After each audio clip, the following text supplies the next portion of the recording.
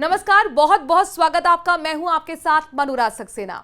Income tax return यानी कि ITR file करना हर वेतनभोगी व्यक्ति के लिए एक बड़ी वित्तीय जिम्मेदारी होती है। ये न केवल एक कानूनी रूप से जरूरी है, बल्कि भविष्य की कई योजनाएं, लोन अप्रूवल, वीजा अप्लाई जैसे कई मौकों पर आपकी ईमानदार टैक्स हिस्ट्री का प्रमाण बनता है।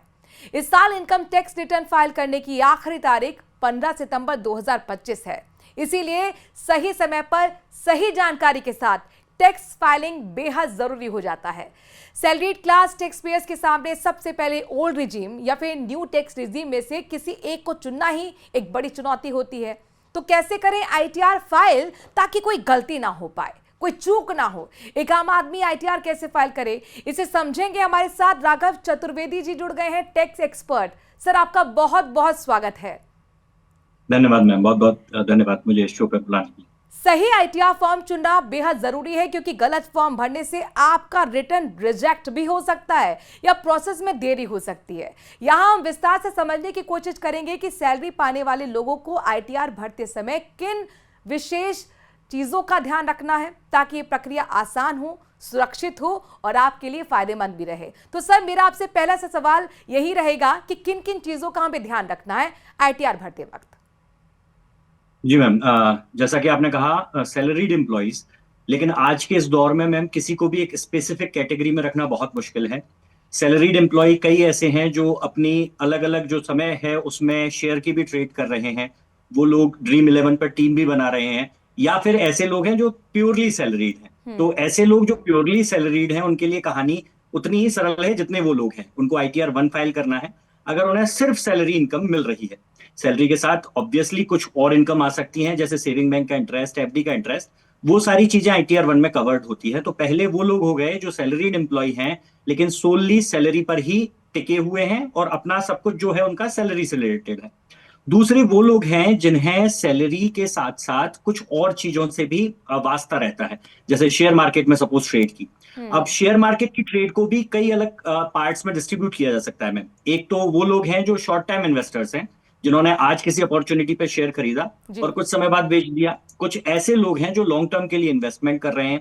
वो ऐसे लोग हैं जिनकी जरूरत हो सकता है इस साल पड़ी हो, बच्चे की शादी हो, बच्चे को बड़े कॉलेज में एडमिशन कराना हो, तो उन्होंने इस साल उन सिक्योरिटीज को बेचा।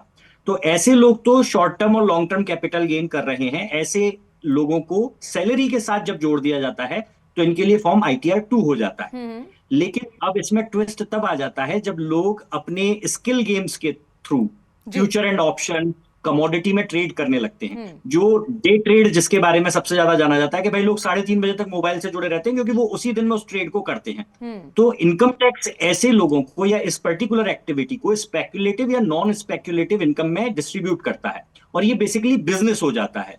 तो ऐसा व्यक्ति जो अब ये कर रहा है वो सरकार की नजरों में सैलरी के साथ साथ एक बिजनेस इनकम भी कमा रहा है, और ऐसे व्यक्तियों के लिए फिर आईटीआर 3 लग जाता है। तो काफी सारी चीजें इस पर डिपेंड करेंगी कि आपका इनकम का जो पूरा समूह है वो कैसा है। अच्छा, इस बार आईटीआर प्रोसेस में क्या क्या चेंजेस हुए हैं ये भी जानना आपसे चाहेंगे। जी मैम, बहुत बहुत सारे चेंजेस पिछले 3-4 साल से सरकार पुश करने में लगी हुई है। और सरकार की मंशा तब से स्पष्ट हो गई थी जब सरकार ने ओल्ड रिजीम और न्यू रिजीम में इसको डिस्ट्रीब्यूट किया था।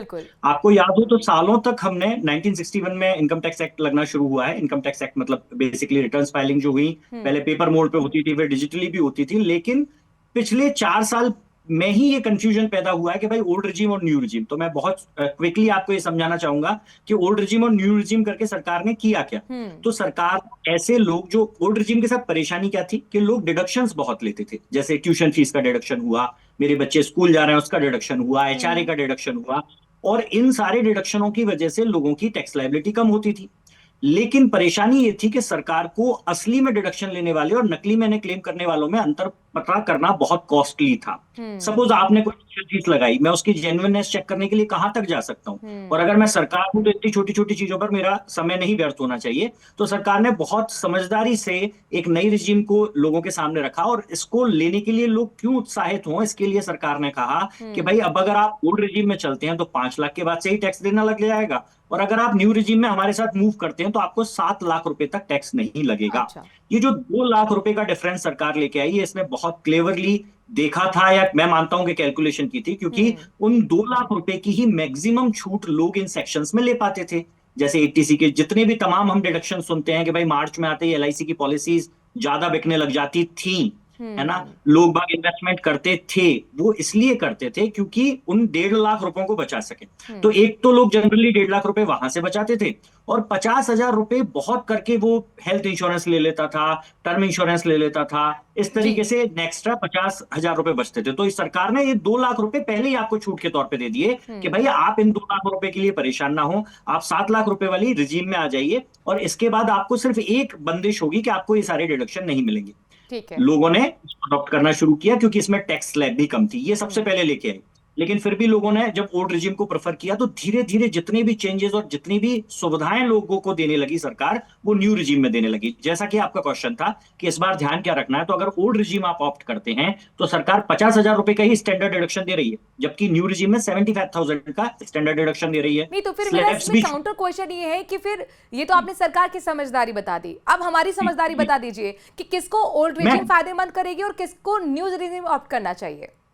बिल्कुल बिल्कुल मैम, और सरकार इतनी इतनी मतलब दूरदर्शी होती है कि वो देख लेती है। तो मैं ही मानता हूं कि आज की डेट में अगर आप बहुत ज्यादा भाई आपके पास या तो कोइंसिडेंटली सब कुछ है, या आपने बहुत दूर का प्लान करके सारी चीजें यदि आप कवर कर रहे हैं, और उसके बावजूद आपकी इनकम यदि 12 लाख तक है, तो ही आपको ओल्ड रिजीम में फायदा होगा। अगर अच्छा। आप 13 लाख रुपए से ऊपर की इनकम में हैं, तो आप चाहे कितने भी डिडक्शन ले लेंगे, हमेशा आपको न्यू रिजीम ही बेनिफिशियल रहेगी। उसका मोटा कारण ये है मैम कि ओल्ड रिजीम में स्लैब आप जब देखेंगे तो 0 से 5, 5 से 10 और 10 के बाद ऊपर सब कुछ उन्होंने खुला 30% में डाल दिया। जबकि न्यू रिजीम में 0 से 4, 4 से 8, 8 से 12, 12 से 16, 16 से 20, ये जो 4 लाख रुपए के ब्रैकेट है, और इस पे जो टैक्स सिर्फ 5% से बढ़ाया गया है, तो अल्टीमेटली मैथमेटिकली भी 14 लाख के बाद हर व्यक्ति को न्यू रिजीम ज्यादा बेनिफिशियल होगी, कम टैक्स लगेगा, कम पेपर वर्क होगा, बहुत अच्छा, और सरकार के लिए बहुत आसान होगा उसे प्रोसेस करना। जी। तो अब ये आपने पेपर की बात की, तो मेरा सवाल ये भी है कि ओल्ड रिजीम में क्लेम करने के लिए कौन से डॉक्यूमेंट चाहिए? सेम क्वेश्चन न्यू रिजीम के लिए भी है।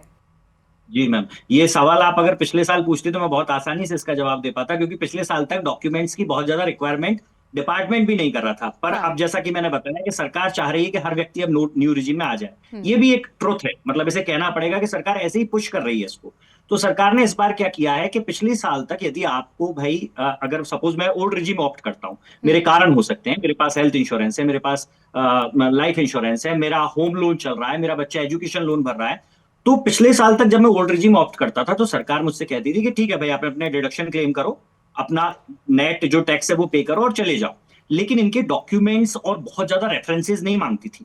लेकिन इस साल, और यही सबसे बड़ी बात है कि इस साल यदि सैलरीड एम्प्लॉय ओल्ड रिजीम से अपना टैक्स रिटर्न फाइल करना चाहते हैं, तो उनको बहुत सारे एफर्ट्स लगेंगे। एफर्ट्स जेन्युइन भी मतलब जेन्युइन ही होने चाहिए। जैसे सपोज आप होम लोन का इंटरेस्ट क्लेम करना चाहते हैं, तो बेसिकली पहले ही होता था कि आप बैंक से एक इंटरेस्ट सर्टिफिकेट लेते थे, उसमें आप देखते थे कि कितना इंटरेस्ट पोर्शन आपने रीपे किया है, और 24B में आप होम लोन का जो लॉस है वो ले लेते थे, मतलब आपकी इनकम उतने से कवर हो जाती थी। लेकिन इस बार सरकार कह रही है कि अगर आपको होम लोन की डिटेल डालनी है, तो आप बताइए कि पहला अकाउंट नंबर क्या है आपका, किस बैंक से है, ओरिजिनल डे ऑफ सैंक्शन क्या था, कितने का लोन सैंक्शन हुआ था, 31 मार्च को आपका आउटस्टैंडिंग बैलेंस क्या था, और आपकी किस्त लास्ट वाली किस दिन डिडक्ट हुई है। तो इतनी ज्यादा डिटेलिंग है कि हर पहली चीज, और मैं इसको बिल्कुल गलत नहीं मानता, सरकार, मैं ये कहना, मतलब मेरी ये सोच है कि इस चीज को जब सरकार कर सकती थी, जो सरकार ने की है, और इससे फेक रिटर्न फाइलर अपने आप दूर हो गए। पहले ये भी होता था कि जिनके पास होम लोन नहीं था वो भी डाल देते थे कुछ भी डिटेल, क्योंकि उस समय तो सिर्फ अमाउंट डालना होता था। लेकिन आज जब सरकार ये स्ट्रिक्टनेस लाई है, तो मुझे नहीं लगता कि कोई भी या तो गलत तरीके से फाइल करेगा, और आज के एआई टेक्नोलॉजी के जमाने में जहां वो ये डाल रहे हैं कि भाई अकाउंट नंबर, वो वेरीफाई करेंगे तो उनको विद इन सेकंड्स पता चल जाएगा कि आदमी फेक डिडक्शन क्लेम कर रहा है। लेकिन इस सब के बीच मुश्किल हो गया उन लोगों के लिए ओल्ड रिजीम से फाइल करना, जो ओल्ड रिजीम से टैक्स रिटर्न फाइल करना चाहते हैं, उनके लिए उनको हर डिडक्शन के लिए डॉक्यूमेंट रखने पड़ेंगे। और न्यू रिजीम वाले और स्पेशली सैलरीड एम्प्लॉइयों को तो कुछ भी नहीं करना है, बस लॉग इन करना है, और सरकार ने आपकी सारी डिटेल्स पहले ही रखी है, क्योंकि आपको जो सैलरी मिलती है वो आपके एम्प्लॉयर ने गवर्नमेंट के साथ शेयर कर ही रखी है, आपको जो इंटरेस्ट मिलता है वो बैंक ने गवर्नमेंट के साथ शेयर कर ही रखा है, डिडक्शन आप कुछ ले नहीं सकते हैं, तो सीधा 75,000 रुपए काटने के बाद जो आपकी टैक्स लायबिलिटी है वो पे कीजिए और बाहर निकलिए। पे करने में भी अब बैंकों के चक्कर नहीं लगाने हैं, यूपीआई से सरकार ने अटैच कर दिया है, ये भी 2014 के बाद का डेवलपमेंट है। तो आप क्यूआर कोड स्कैन कीजिए, टैक्स पे की, और अच्छे नागरिक बनिए। अच्छा, सपोज कीजिए कि पहले हमने ओल्ड रिजीम ऑप्ट किया था, लेकिन रिटर्न फाइल करते समय हम न्यू रिजिम ऑप्ट करना चाहते हैं, तो क्या हम ऐसा कर सकते हैं? बिल्कुल, बहुत वाजिब प्रश्न है मैम। और क्योंकि हमारी पूरी चर्चा आज सैलरीड एम्प्लॉयज के लिए, तो उनके लिए बिल्कुल इसमें कोई अंतर नहीं आया है। सैलरीड एम्प्लॉय, और अब बात करनी होगी वही जो सबसे पहले मैंने बाइफरिकेशन बताए थे कि सैलरीड का यहाँ पे हम अज्यूम कर रहे हैं, मतलब वही व्यक्ति है जो सिर्फ सैलरी इनकम कमा रहा है। ऐसा व्यक्ति हर साल अपनी सिचुएशन चेंज कर सकता है। अगर उसे किसी पर्टिकुलर ईयर में अपनी आय की वजह से लगता है कि मुझे ओल्ड रेजिम बेनिफिशियल है, तो वो बिना किसी स्पेसिफिक फॉर्म को या एडिशनल फॉर्म को फाइल किए सिर्फ फॉर्म में एक डिक्लेरेशन देके उसे हर बार स्विच कर सकता है। लेकिन यदि यही बात आप बिजनेस पर्सन के लिए पूछती, तो उसके लिए सिर्फ एक मौका है। वो एक बार न्यू चूज करने के बाद सिर्फ एक बार ओल्ड में आ सकता है और उसके बाद न्यू में कभी नहीं जा सकता है। तो ये सैलरीड एम्प्लॉयज के लिए तो इजी है, उसमें कोई ज्यादा समस्या नहीं है। और ओल्ड रेजिम में एटीसी और होम लोन के अलावा क्या क्या हम क्लेम कर सकते हैं? मैम, एटीसी के जो ओरिजिनल डिडक्शंस हैं वो काफी सारे हैं। एटीसी जो है उसमें मेजर डिडक्शंस क्लेम मतलब कवर हो जाते हैं। जितने भी लाइफ इंश्योरेंस आप करवा रहे हैं या इक्विटी लिंक्ड म्यूचुअल फंड में लॉक इन वाले म्यूचुअल फंड्स जो करवा रहे हैं। कई लोगों को ये कंफ्यूजन हो जाता है कि किसी भी म्यूचुअल फंड में इन्वेस्ट करने से उनको एटीसी का बेनिफिट मिलेगा। एक्चुअली ऐसा नहीं है। आपको लॉक्ड या टैक्स सेवर म्यूचुअल फंड में इन्वेस्ट करना पड़ेगा। आपके बच्चों की ट्यूशन फीस हो सकती है, आपके बच्चों का हॉस्टल एचआरए वगैरह क्लेम है, मतलब काफी तरीके के डिफरेंट डिफरेंट टाइप के सेगमेंट है। पर एक जनरल आदमी जो जो कवर कर पाता है वो एक तो एटीसी हो गया मैम।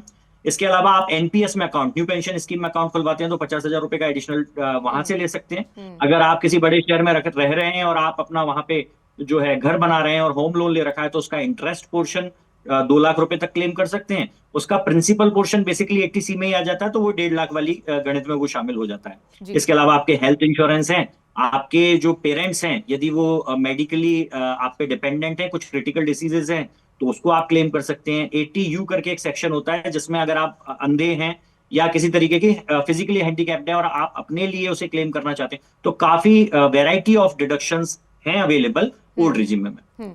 अच्छा, अगर किसी ने होम लोन भी लिया है, किराए के मकान पे वो रह रहे हैं, तो क्या एचआरए और होम लोन का इंटरेस्ट दोनों क्लेम कर सकते हैं?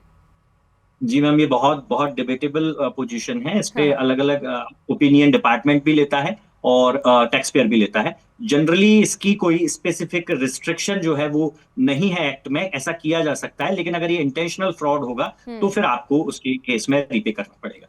और होम लोन को क्लेम करने की क्या शर्तें होती हैं? मैम, होम लोन के लिए शर्तें यही है कि आपने किसी ट्रस्टेड मतलब बैंकिंग या एनबीएफसी से लोन लिया हो और आप उसका इंटरेस्ट रीपे कर रहे हो, वो होम लोन कैटेगरी में ही होना चाहिए। जनरली छोटी जगहों पर कई बार ये परेशानी होती है कि आदमी को मकान तो बनाना है, उसके लिए उसको पैसा चाहिए, लेकिन उसका प्लॉट या रेजिडेंशियल जो एरिया है वो पट्टा नहीं बन पा रहा है, किसी भी वजह से बैंक उसका होम लोन नहीं कर रहा।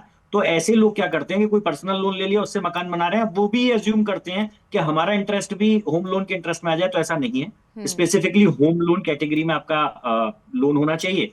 आप किसी नेशनलाइज इंस्टीट्यूशन जो आरबीआई गवर्नड इंस्टीट्यूशन है उससे आप ऐसा लोन लेंगे और उस तरीके से आपको ये मिल पाएगा। हस्बैंड वाइफ यानी ज्वाइंट होम लोन दोनों ने ले रखा है, तो क्या दोनों क्लेम कर सकते हैं? बिल्कुल कर सकते हैं मैम। अगर दोनों ने ज्वाइंट एप्लीकेंट के तौर पे ले रखा है, तो आपका जो रेशियो है, जो आपकी डिक्लेरेशन है कि भाई उसकी ओनरशिप आपने कैसे रजिस्टर करवाई है, उस रेशियो में आप उसका दोनों ही क्लेम कर सकते हैं। और इनकम टैक्स की नोटिस से बचने के लिए हमें किन चीजों का ध्यान रखना है, क्या करना चाहिए? और सपोज करिए किसी सिचुएशन में अगर नोटिस आ भी जाता है, तो फिर उस सूरत में क्या करें? मैम, सरकार का एक और कदम जो आगे बढ़ते हुए है वो ये है कि सरकार ने इस बार रिकॉर्ड नोटिसेज डिस्ट्रीब्यूट किए हैं। अभी जो डेट गई है 3rd आई थिंक नहीं सॉरी 1st जुलाई जो थी, जो जीएसटी भी डे है, उसके आसपास काफी सारे नोटिसेज डिस्ट्रीब्यूट हुए। तो सरकार बेसिकली नोटिसेज इसलिए भेज रही है, कई सारे सेक्शन है। पहली चीज तो मैम, किसी भी वजह से नोटिस हिट हो सकता है। वो बहुत छोटा सा कारण भी हो सकता है, बहुत मेजर कारण भी हो सकता है। लेकिन अब नोटिसेज हिट करने के कई सारे कारण हैं, क्योंकि गवर्नमेंट के पास आपका बहुत सारा डाटा शेयर हो रहा है। आप विदेश यात्रा जाते हैं तो उसकी इंफॉर्मेशन गवर्नमेंट के पास है। आप एक लिमिटेड अमाउंट से ज्यादा कैश विड्रॉल करते हैं तो उसका एक स्पेसिफिक सेक्शन 194 NF लगा रखा है, जहां सरकार को ही पता चलता है कि आपने कैश जो है विड्रॉल किया है। आपने कोई डील किया, आपने कोई प्रॉपर्टी रजिस्टर करवाई है, आपका इलेक्ट्रिसिटी बिल 1 लाख रुपए से ज्यादा आया है, ये भी सरकार को पता चलता है।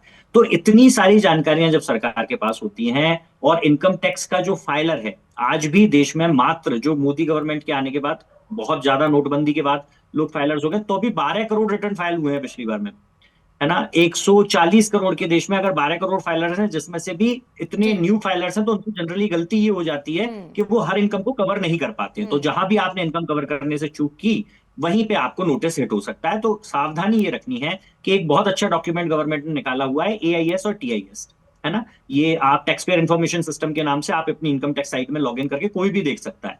तो वहां मोटा मोटी सरकार ये बता देती है कि भाई हमारे पास आपको दिखाने लायक ये इन्फॉर्मेशन है, जी। जो पूरी होती है। अगर आप उनको कंपाइल करते हैं, ठीक। उनके अकॉर्डिंग आप रिटर्न फाइल करते हैं, उनके सारे कॉजेज को आप सही से रिप्रेजेंट करते हैं, तो फिर आपको नोटिस नहीं हिट होना चाहिए या नहीं हिट होता है वाली पोजीशन। बहुत बहुत शुक्रिया राघव चतुर्वेदी जी हमसे जुड़ने के लिए और ITR के प्रोसेस को एक्सप्लेन करने के लिए, वो भी सिंपल वर्ड्स में। तो राघव चतुर्वेदी जो कि टैक्स एक्सपर्ट थे, उनको आप सुन रहे थे। फिलहाल हमारी खास पेशकश में इतना ही। नमस्कार, देखते रहिए News 18।